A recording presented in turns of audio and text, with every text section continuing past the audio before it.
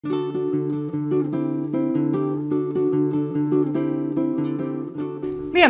¿quiénes somos los argentinos? Nunca una pregunta más interesante que en estos momentos en que la situación internacional está brava, por decirlo así. Y los argentinos algo tendríamos que ver en este contexto. Siempre la historia aporta a la actualidad en todo sentido, porque en realidad si queremos entender cuál es la situación actual, no solamente de la Argentina, sino de la mal llamada América Latina, tenemos que remontarnos más atrás, pero mucho más atrás, porque ese destino que parece como que estuviera encima nuestro y que no tuviera solución, vuelvo a repetir, ese destino de no desarrollo, no es algo que nazca de dentro de las naciones americanas, sino algo impuesto por las políticas imperialistas de las grandes potencias que manejan el mundo. Entonces vamos a volver una vez más hacia atrás, hacia la política imperialista de Inglaterra, que es la que más nos ha afectado. La que más nos ha afectado. Nos ha afectado la política imperialista de Inglaterra, nos ha afectado la política imperialista de Francia, de Alemania, ni hablar, ya pasamos por alto como lejana la conquista de América por parte de España y la formación del Imperio Español. Si arrancamos de las ansias expansionistas de la Inglaterra del siglo XVII, tenemos que ver que lo primero que Inglaterra hace es expulsar de las vías marítimas que estaban dominadas por los holandeses. En realidad se llamaban los carreteros del mar en el siglo XVII, porque todo lo que se transportaba por mar iba en barcos holandeses. Inglaterra se da la política de apoderarse de las vías marítimas y lo comienza a hacer hacia finales del siglo XVII. Para el siglo XVIII ya prácticamente Inglaterra ha expulsado a los holandeses del dominio de las rutas comerciales. Pero tiene que consolidar esa situación, tiene que tomar medidas que le permitan asegurarse por mucho tiempo. Y veamos que hacia la segunda mitad del siglo XVIII, Inglaterra está conformando su revolución industrial. O sea, aparecen en Inglaterra las primeras máquinas que van a resolver el tema de la producción en mayor escala para los mercados del mundo. Por lo tanto, Inglaterra va a salir a buscar en el mundo materias primas y mercados para colocar sus manufacturas. Manufacturas que en esto pasan a ser ya cuando eran manufacturas muy desarrolladas en Inglaterra, ya Inglaterra buscaba mercados para sus manufacturas y también para obtener materias primas lo más baratas posibles. Por lo tanto, ahora que la maquinaria va a producir en mayor escala, estas políticas se agudizan. Y en ese sentido tenemos que ver, vamos a nombrar algunos nomás en el mapa, qué es lo que Inglaterra, cómo logra dominar las rutas marítimas para asegurarse esa provisión de materias primas y también los mercados para colocar los productos de su industria.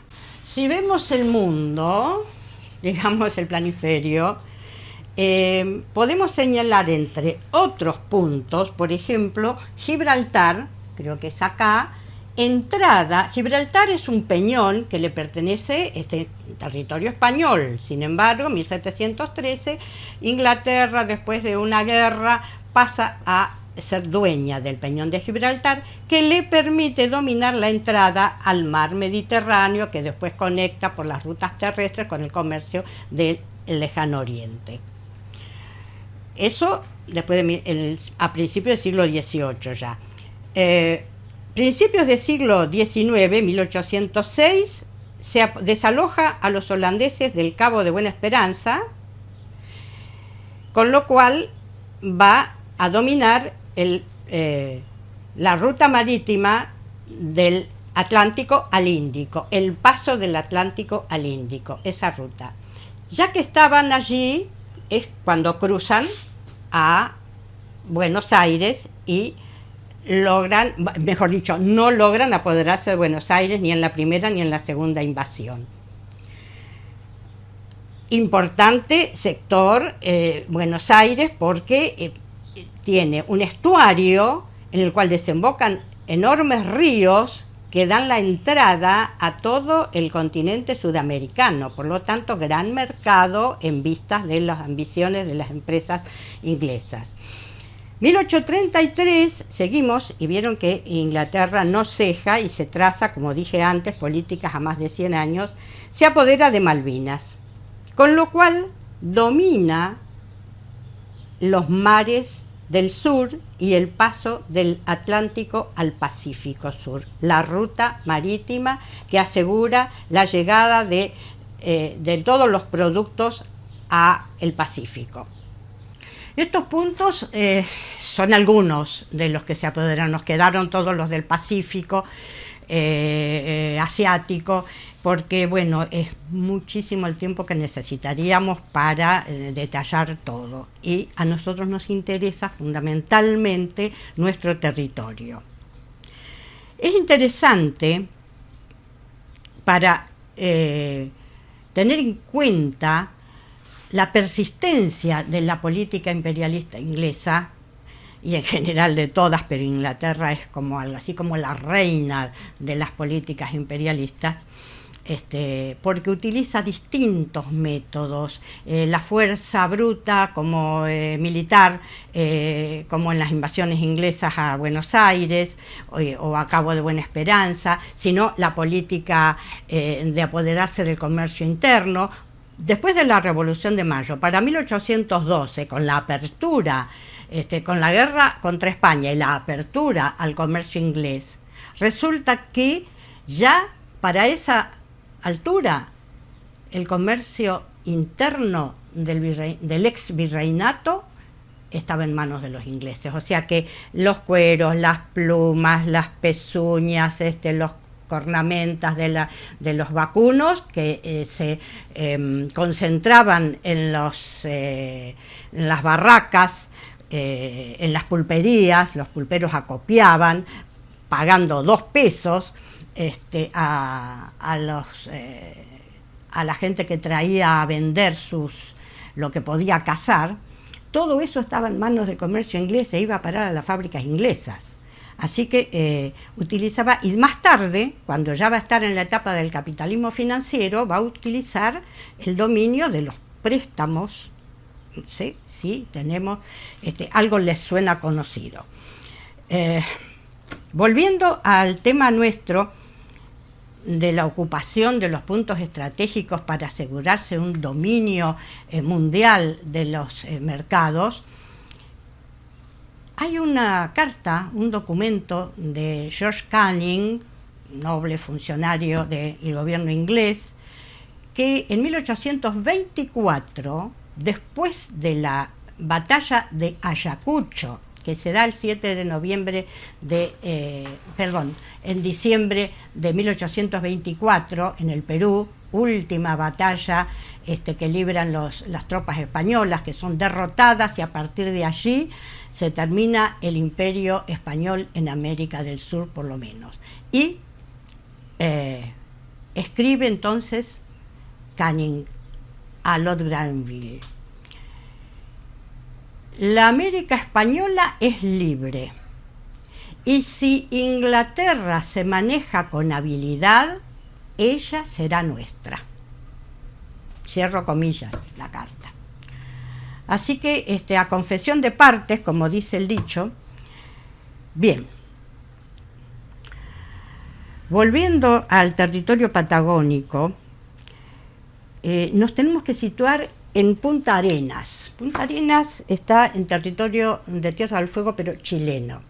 Allí, desde del siglo XIX, principios del siglo XX, hay una concentración de cazadores de lobos marinos, balleneros, buscadores de oro, jugadores. Hay una disculpen, hay una especie de lugar donde todos los aventureros del mundo se reúnen. Allí aparece un señor, José Menéndez. José Menéndez, obviamente español, se da cuenta que ese territorio, y especialmente el territorio del lado argentino, es un lugar apropiadísimo para la cría de ovejas. ¿Por qué cría de ovejas? Bueno, porque las ovejas producen lana y la industria textil inglesa es la gran compradora de lana en el mundo. No alcanzan los predios de la isla inglesa para toda la industria textil, que abastece a todos los mercados. Así que este señor Menéndez decide instalarse en Tierra del Fuego y criar ovejas. Pero tiene un problema. Tierra del Fuego está ocupada por cantidad de familias onas, habitantes ancestrales del territorio, y el señor Menéndez no los quiere allí. Por lo tanto, allí se va a dar una política de exterminio tremenda que incluye, no voy a detallar esto, es muy cruel, muy pesado, incluye emboscadas y muerte por armas de fuego a familias enteras, envenenamiento a familias enteras con carnes a propósito contaminadas, envenenadas, persecuciones, después la caza con Z por parte de mercenarios contratados por los estancieros, por Menéndez primero y después por los estancieros que en la misma Santa Cruz y en todo ese territorio del sur fueron apoderándose de esas tierras. La caza indiscriminada por parte de mercenarios que recibían un pago de 1 libra por cada par de orejas cortadas, o sea, simbolizando o significando la muerte de un ona o tehuelche. Y como empezaron a aparecer personas sin orejas, hombres sin orejas, empezaron a exigir los testículos. Por lo tanto, era tirar la bolsa con testículos y contabilizar y pagar. Un buscador de oro, lo cuenta Borrero, un buscador de oro, creo que dinamarqués, buscando, porque había polvo de oro en los ríos de la Patagonia, y muchos aventureros llevaban una vida de extraordinario sacrificio para ubicar una bolsita de oro. Pero el oro es oro. Y buscando oro, este hombre descubre en un lugar agreste 70 cadáveres, hombres, ancianos, jóvenes, niños, mujeres, todos heridos de bala a mansalva. Bueno, pero los naturales de allí no tienen armas de fuego. De esto sabían bastante los monjes, los curas salesianos, porque ellos a veces amparaban a gente que huía en sus conventos, en sus lugares, pero lo denunciaron solamente en ámbitos de la iglesia que, bueno, tampoco hubo por parte de ellos una denuncia pública a ningún gobierno. Esta situación y nombré a José Menéndez porque es el que iniciaría. José Menéndez, después casado con una Beetti, que se transforma en la familia Menéndez-Beetti, que después se emparentan también con los Brown Menéndez, y toda esa gente. Y todos ellos, ¿quiénes son? Que usaron esos métodos para apoderarse de la Patagonia argentina. No son solamente ingleses, pero hay unos cuantos ingleses. Les voy a leer la lista, algunos de ellos, quienes son. De cualquier manera, están en internet todos los que son hoy día también. Dijimos Menéndez, Montes, Brown, Suárez, Peterson, Suberhaus, Hobbes, y sigue la lista. Bien, esta es la forma en que se apoderaron de la Patagonia un puñado de personajes que tienen hoy día y desde aquel tiempo el respeto de un sector del pueblo, no del pueblo, de un sector de los políticos argentinos y de las clases dominantes que ellos representan. Pasado este tiempo, porque esto pasó entre fines del siglo XIX y principios del siglo XX, después, durante, mejor dicho, la Primera Guerra Mundial, los salarios, como sabemos, en todo el mundo habían caído a niveles bajísimos. Terminada la guerra en 1918, empieza a moverse la economía de los países centrales y de todos los países periféricos también, y empiezan a recuperarse la producción, la circulación de bienes, y por supuesto los empresarios, hoy día les llamaríamos así, los empresarios pretenden obtener mayores ganancias manteniendo, aun cuando se recuperan económicamente y recuperan el volumen de ventas, etcétera, etcétera, pero pretenden mantener los salarios bajos. Por lo tanto, va a estallar una serie de reclamos, de huelgas, que ya en nuestro país venían desde antes de la guerra. No nos olvidemos de la lucha de los trabajadores, 1909, la matanza, las represiones, y ahora en 1919 se va a dar lo que se llamó en la historia la Semana Trágica. Semana Trágica que se origina en Buenos Aires, como todos más o menos sabemos, no es el tema nuestro, pero tiene que ver, no podemos obviarlo. Esta Semana Trágica que produjo muchísimos muertos y una represión violenta en Buenos Aires, tiene su continuidad, por así decirlo. O sea, estalla en Buenos Aires, en la capital, donde hay concentración obrera, pero también se da en el norte del país, allá donde tiene su imperio la Forestal, la famosa compañía La Forestal, que extrae el tanino del quebracho. Y allí se producen una tremenda huelga, una tremenda represión, diríamos, una huelga justa y una tremenda represión.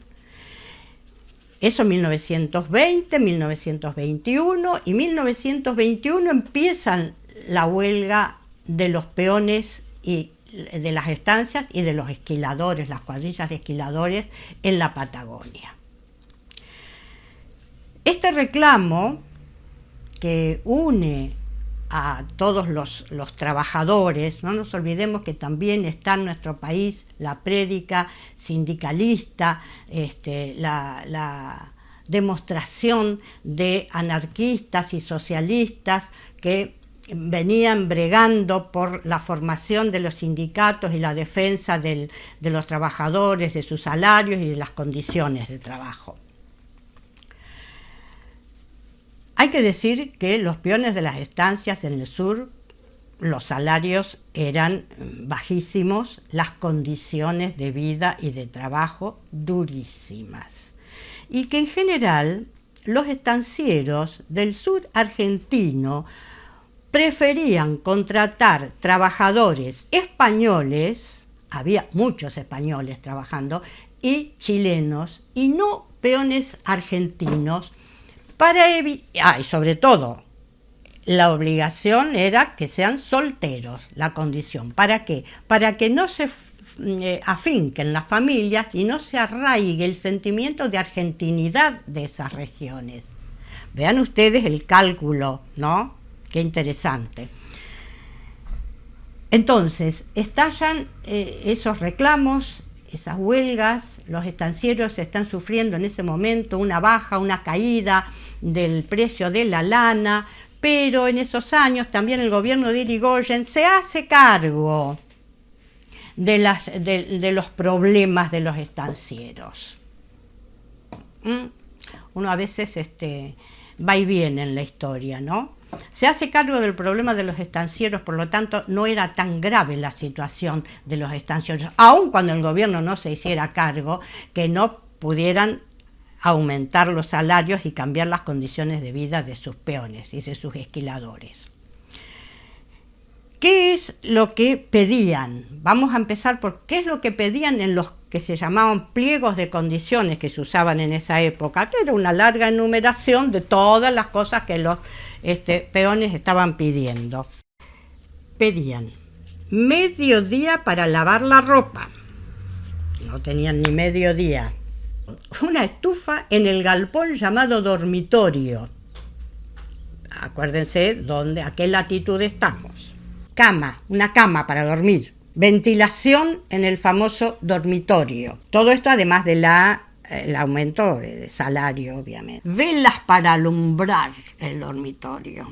Ese era el pliego de condiciones tan tremendo para los estancieros que pedían los peones. No estaban dispuestos a nada. No estaban dispuestos a conceder nada. Tanto es así que la huelga se hace importante. No vamos a detallar toda esta historia porque abarcaría un libro entero y no es el propósito de estas charlas. Pero sí que se tenga la inquietud de informarse. Esta huelga se hizo muy importante, llega al gobierno nacional, repetimos, está Irigoyen en su primer mandato, envía ante el pedido de tropas por parte de los estancieros, digamos, no oficialmente, sino estas cosas que van de boca a oídos, manda al coronel Varela y nombra a un gobernador, son territorios nacionales, no son provincias, nombra a un gobernador, el señor Isa, y al coronel Varela, para que intermedien en el conflicto. Varela y el gobernador se entrevistan con los huelguistas y con los estancieros y bueno, se llega a un acuerdo. Los estancieros aceptan aparentemente el pliego de condiciones. Ya para esto, algunos propietarios más chicos, yo no diría estancieros, serían propietarios de tierras importantes, pero no que llegan a ser grandes estancias. Ya habían concedido, ya habían firmado el pliego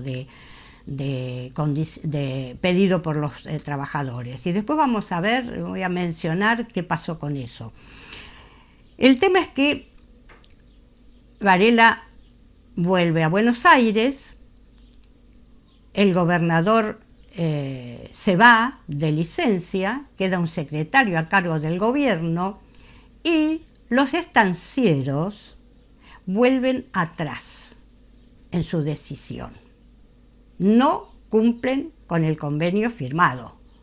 Por lo tanto, la huelga se vuelve a declarar y hay toda una serie de artimañas usadas por los estancieros que bombardean a los diarios de Capital con noticias falsas, porque nunca fueron corroboradas por las autoridades de la región, acerca de desmanes, asaltos, ocupaciones por parte de los peones, cosa que no es cierta.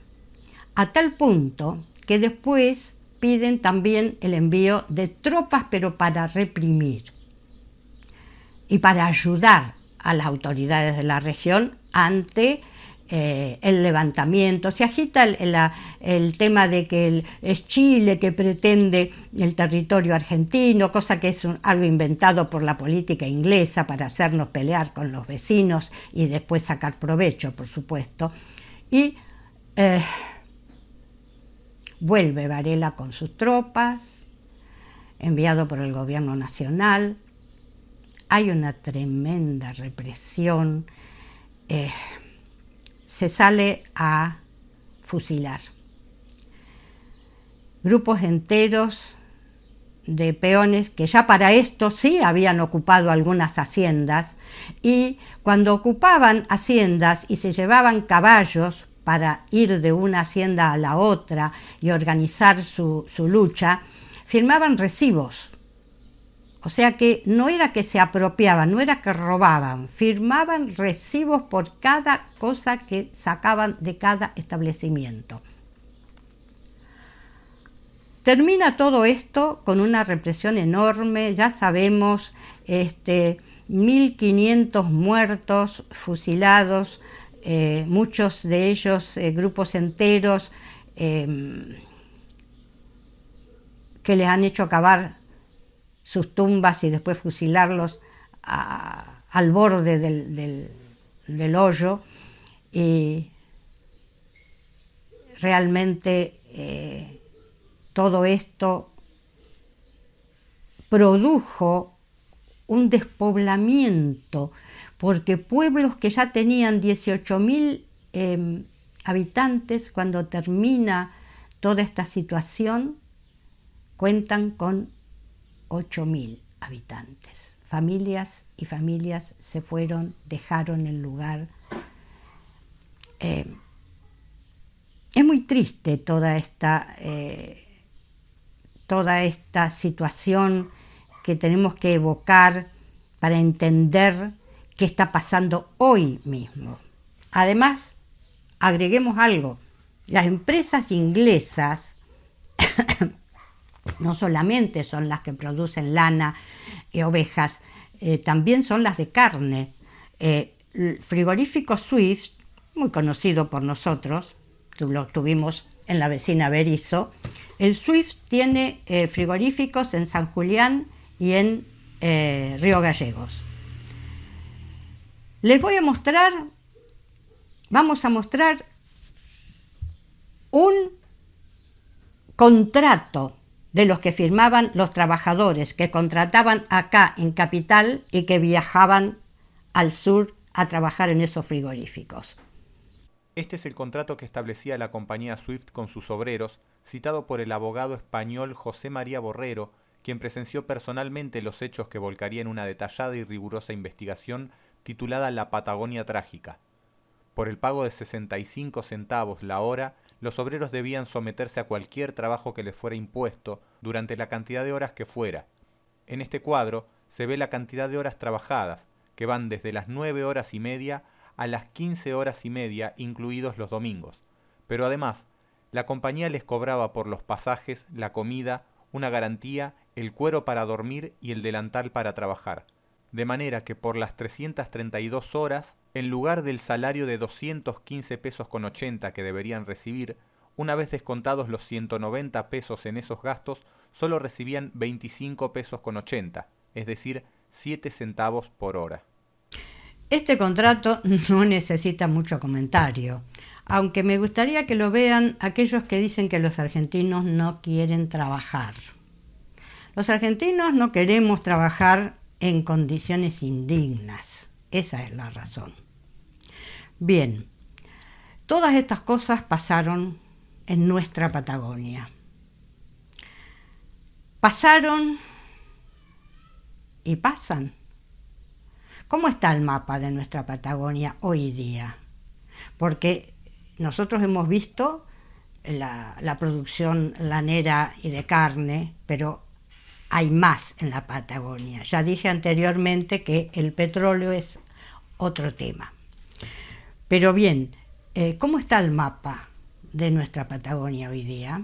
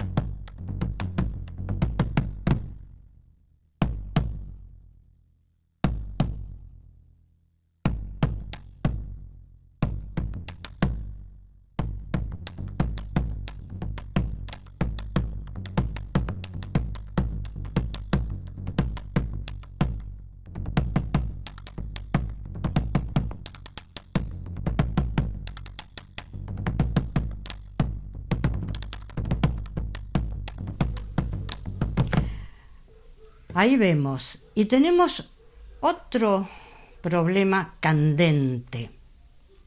No soy yo la única que lo dice. Ya lo he escuchado en televisión, por suerte. Hay mucha más gente que lo está planteando. Tenemos una línea de fractura de nuestro territorio.